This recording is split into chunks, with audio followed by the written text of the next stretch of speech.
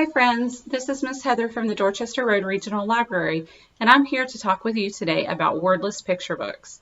So why are wordless picture books so great? So a couple of the reasons why they're so great is when you read a wordless picture book to your child or they read it by themselves, they're in charge of the story. You can read it together or they could even read it by themselves. Because there are no words, they're able to read the pictures and able to tell the story themselves. So if you're reading this book together, it's really great because they learn conversation and you can ask them questions and they can look for the answers and give those answers back to you. And that is a really good way for you to know that they're comprehending what they see in the pictures. Another reason why picture books are so great is that they're able to figure out what is going on in the story based on the picture, and those help them with attention to detail, and it helps them use context clues or the things that are in the picture to find out what the story is about. So another great thing about reading wordless picture books with your kids is that they learn cause and effect. So as they go from one picture to the next, they can figure out what happened between the pictures that caused the next one to happen. And that's a really great tool to learn not only in stories, but in life. It's a great life skill to learn cause and effect. Another great reason why it's good to read picture books is because they learn these sequencing skills. They learn that these pictures are going in order to tell the story.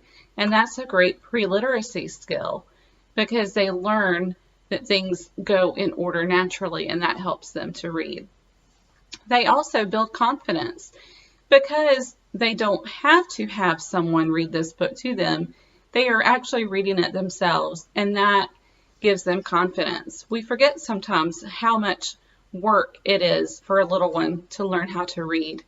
And so by doing this, they get to read it to themselves, and it makes them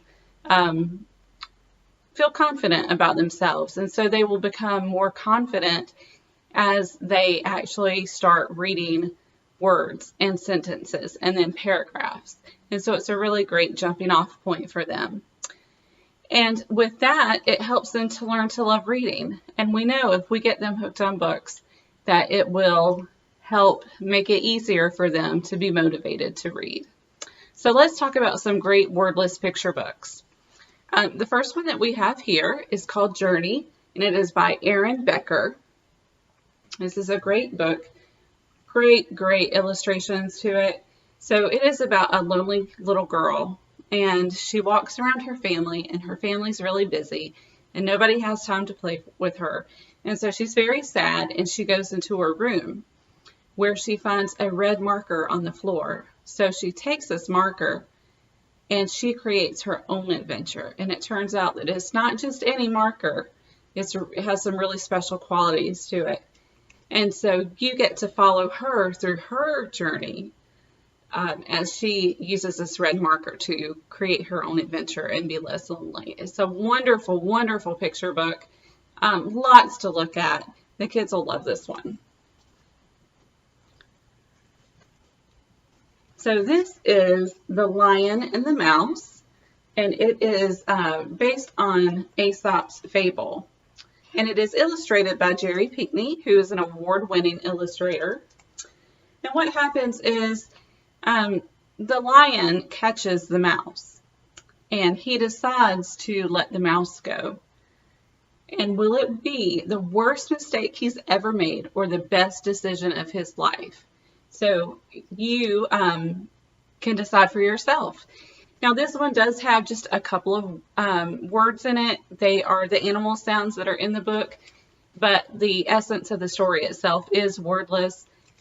So the kids don't have to be able to read the words to be able to understand what's going on. It's just a little bonus if you're reading it with them, that you can make the animal sounds with them as they go.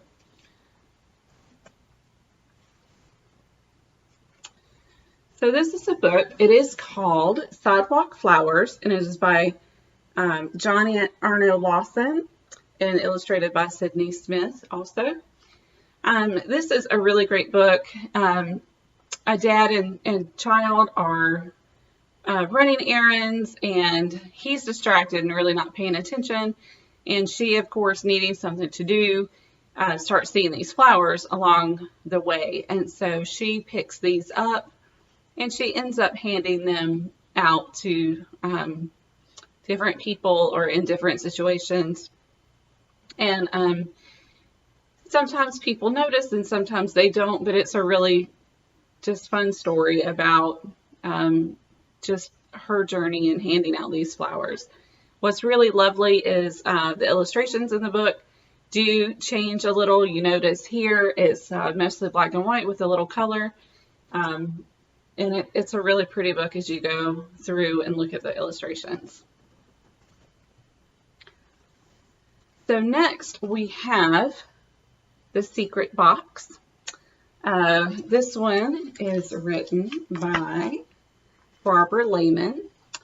This is a wonderful story about a little boy who, there's this building in the middle of town, and he hides a box there. And through time, somebody discovers this box. And it's about what happens when someone else finds the box. This is a great one. I love the way it shows how a city changes over time. It's a really great book. You'll really enjoy this one. So this one you may have seen before. This is a really popular series. This is Flora and the Peacocks by Molly Idle. You may be familiar with Molly and the Flamingos, or I'm sorry, Flora and the Flamingos, or Flora and the Penguins. So this is really about Flora and these two peacocks, and can they ever learn to get along together? This one is great because it's not only a wordless picture book, but if you've read the Flora books, you'll know that they're also lift a flap, which if you have little ones is kind of an extra bonus. They'll love this one. It's so pretty. The peacocks are gorgeous. Who doesn't love peacocks? So this is a fun one. You'll enjoy that one. And then this is another one you may have heard of, but it always bears repeating. And if you haven't read this one yet, you're really in for a treat. This is A Ball for Daisy. It's by Chris Roshka. And this is about Daisy is the little dog, and she gets this red ball, and she loves it. It's her favorite toy. She can't wait to take it out to the park. But what happens when another dog wants to play with Daisy's red ball? So this one is great. The drawings are really fun. They're kind of cartoonish. The kids will really love this one. And I think it has really important lessons in it, and but not in a preachy way. It's really, really a good book. The last one that I have for you today, we cannot talk about wordless picture books without talking about David Wiesner. He is a 3-time Caldecott winner, and he's also won Caldecott Honor Medals for his work. This one is Sector 7, and it is about a little boy who goes on a school field trip, and it ends up being the adventure of a lifetime. And it's really great if you love fantasy. This one, is great even for older kids. They will love this, and it will just take them on a great, great, great fun adventure. So that's what I have for you today. I hope you will give wordless picture books a chance. They're really fun. There are some really great tips on reading wordless picture books with your child. You can just talk about the pictures, what's happening here, and really let them tell you the story.